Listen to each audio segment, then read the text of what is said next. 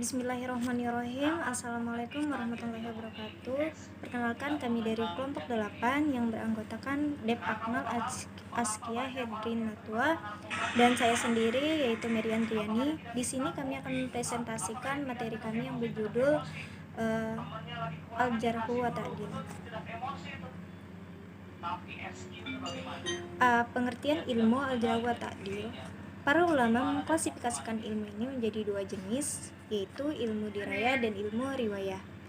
Dari cabang ilmu ini muncul ilmu al-jarh wa ta'dil dan ilmu tarik al-ruwah, yaitu ilmu yang membahas tentang kredibilitas, integritas seseorang dan kapasitas intelektual para perawi serta biografinya yang ada kaitannya dengan usaha mereka dalam meriwayatkan hadis.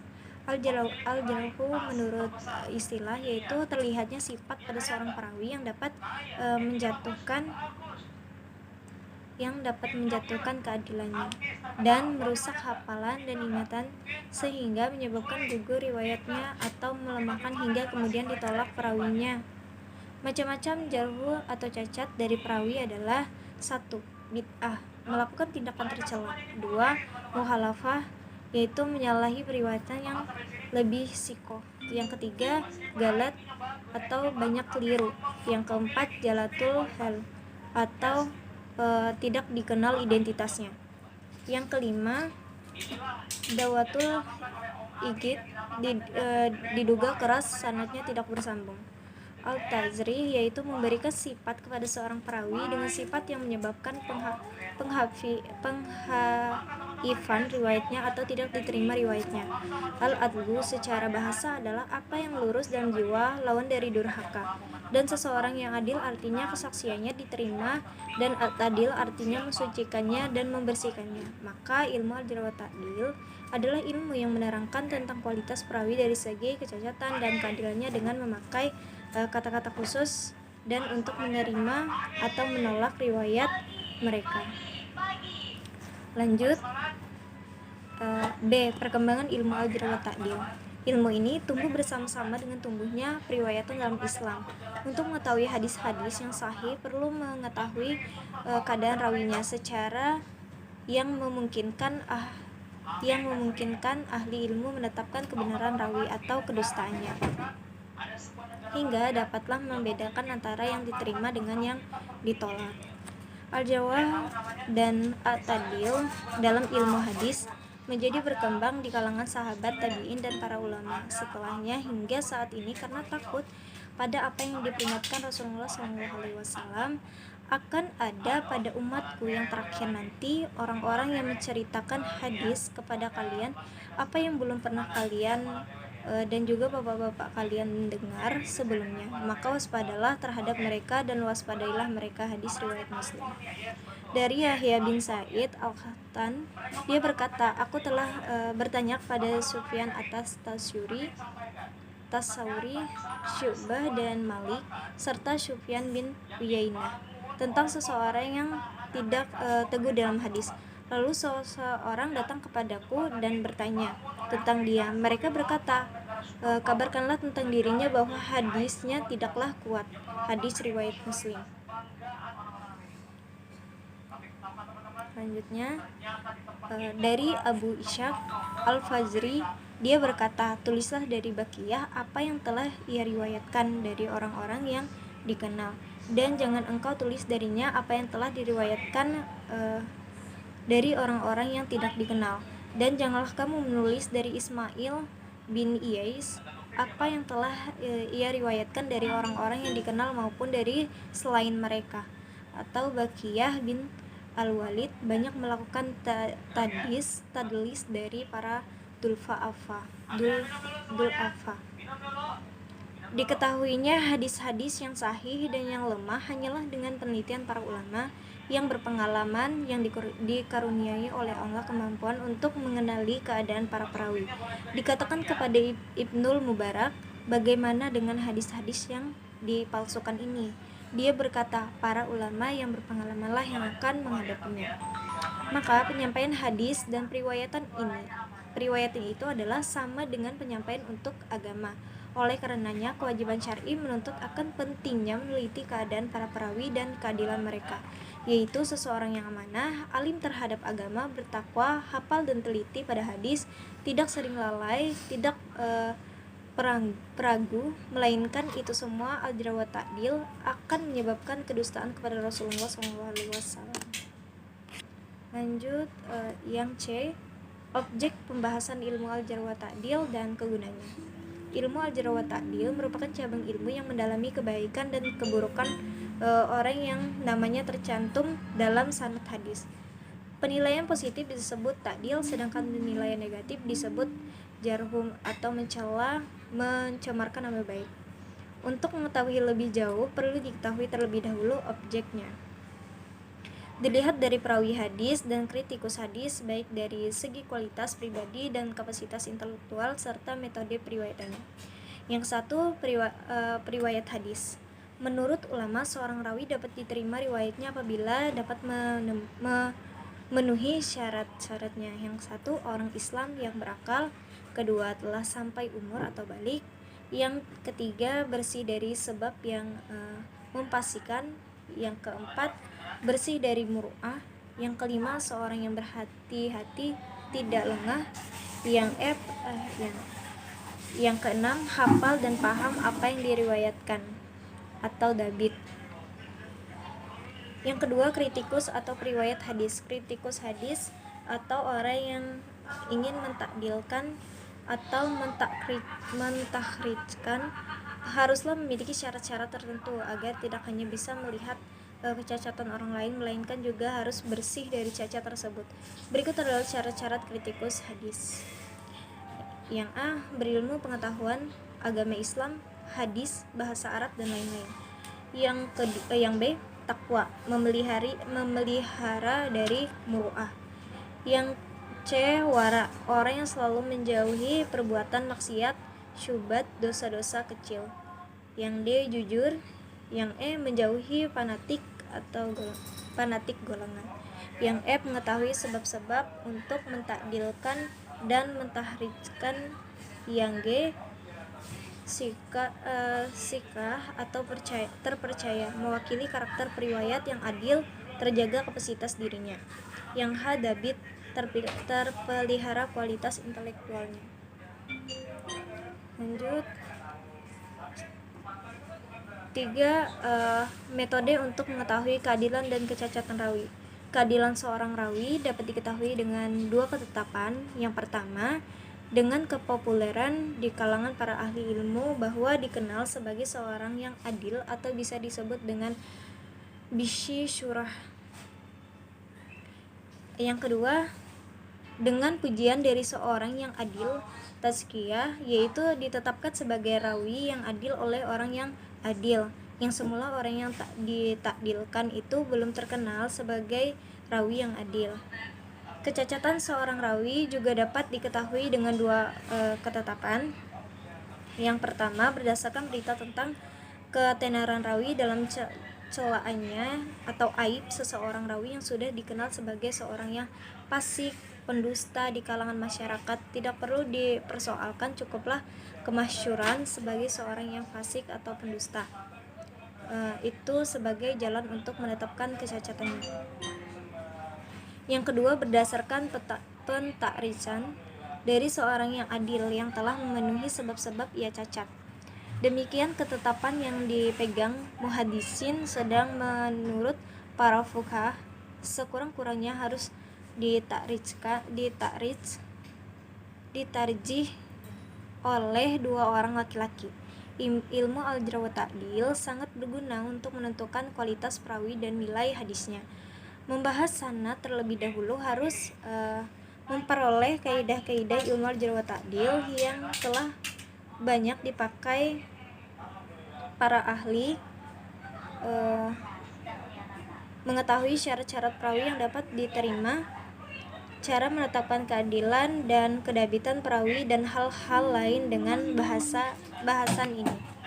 Baik, mungkin itu saja yang dapat saya paparkan. Selanjutnya akan dilanjutkan oleh rekan saya, yaitu Saudara Dep Akmal Askia Hedrin Natwa. Bismillahirrahmanirrahim. Baiklah, terima kasih kepada saudari Mary Andriani, yaitu rekan saya yang telah mempersilahkan saya untuk melanjutkan pemaparan dari PT kami. Baiklah. D. Tingkatan-tingkatan dan lafaz al-jah wa tadil. Para perawi yang meriwayatkan hadis bukanlah semuanya dalam satu derajat dari segi keadilannya, kedabitannya, dan hafalan mereka. Di antara mereka ada yang hafalannya sempurna, ada yang kurang dalam hafalan dan ketepatan, dan ada pula yang sering lupa dan salah padahal mereka orang yang adil dan amanah. Serta ada juga yang berdusta dalam hadis. Oleh karena itu, para ulama menetapkan tingkatan jah dan ta'dil dan lapat-lapat yang menunjukkan pada setiap tingkatan. Tingkatan ta'dil ada 6 tingkatan. Nah, ini ada tingkatan dari at-ta'dil yang mana tingkatan yang tertinggi dengan menggunakan alut tabdil menunjukkan sangat fiqh.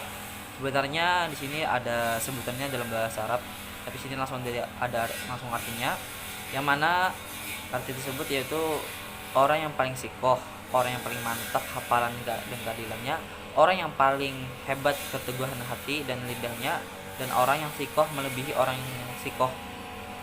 Dua, memperkuat kesikohan perawi dengan membubuhi satu sifat dari sifat-sifat yang menunjukkan keadilan dan kedabitannya. Orang yang teguh lagi teguh, orang yang sikoh lagi sikoh, orang yang teguh lagi orang yang teguh lagi sikoh, orang yang kuat ingatan lagi meyakinkan ilmunya. 3. Menunjukkan keadilan dengan suatu lafaz yang mengandung arti kuat ingatan, yaitu teguh, sikoh, kuat ingatannya, meyakinkan ilmunya. Tingkatan yang keempat, menunjukkan keadilan dan kedabitan tetapi dengan lafaz yang tidak mengandung arti kuat ingatan dan adil atau sikoh, yang mana orang tersebut orang yang sangat jujur, orang yang dapat memegang amanat, dan orang yang tidak cacat. Tingkatan kelima, menunjukkan kejujuran rawi tetapi tidak terpaham adanya kedabitannya. Orang tersebut orang yang berstatus jujur, orang yang baik hadisnya, orang yang hadisnya berdekatan dengan hadis orang lain yang sikoh. Tingkatan ke-6, menunjukkan arti mendekati cacat.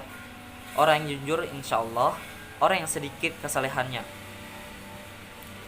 Sedangkan untuk tingkatan al-jah juga ada 6 tingkatan. Alut tapil menunjukkan sangat cacat, dimana orang yang paling dusta, orang yang paling bohong, dan orang yang terkenal kebohongannya. Tingkatan kedua, menunjukkan sangat cacatnya seorang perawi dalam menggunakan lafaz berbentuk sigot mubalaghah, yaitu orang yang pembohong, orang yang pendusta, dan orang yang penipu. Tingkatan yang ketiga, menunjukkan kepada tuduhan dusta, bohong, dan sebagainya. Orang yang dituduh bohong, orang yang gugur, orang yang ditinggalkan hadisnya. 4. Menunjukkan sangat lemahnya orang yang mana orang yang dilemparkan hadisnya, orang yang lemah, dan orang yang ditolak hadisnya.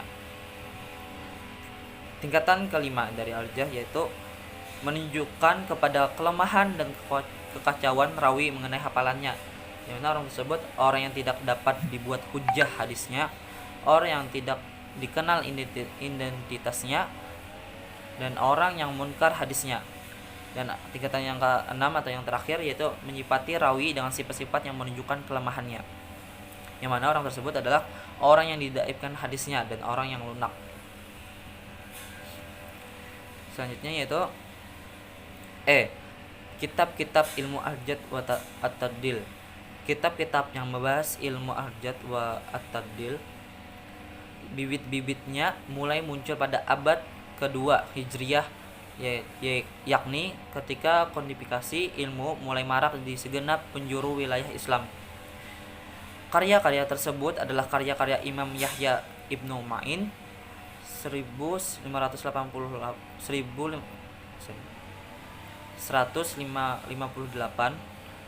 sampai 233 Hijriyah, Ali Ibn Al-Madini 161 sampai 234 Hijriyah, dan Imam Ahmad Ibnu Hambal yaitu 164 sampai 241 Hijriyah.